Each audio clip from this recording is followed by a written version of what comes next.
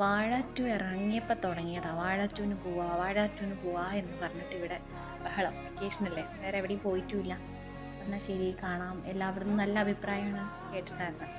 എന്നാൽ ശരി കാണാം എന്ന് പറഞ്ഞിട്ട് ഇറങ്ങിയതായിരുന്നു കേട്ടോ. നമ്മുടെ അടുത്ത് തന്നെയുള്ള ലാഡറിലേക്കാണ് പോയത്. ഉച്ചയ്ക്ക് ലഞ്ചൊക്കെ കഴിഞ്ഞിട്ടാണ് പോയത്. 2:15 ഷോ ആയിരുന്നു കേട്ടോ. ഞങ്ങൾ ആദ്യമായിട്ടാണ് ഒരു കറക്റ്റ് 2:15 ആകുമ്പോഴേക്കും 2 മണിക്കൊക്കെ എത്തി ഞങ്ങൾ തിയേറ്ററിൽ. അല്ലെങ്കിൽ ശരിക്കും 2:15 പറയുമ്പോൾ ഞങ്ങൾ 2:30ക്ക് എത്താറ്.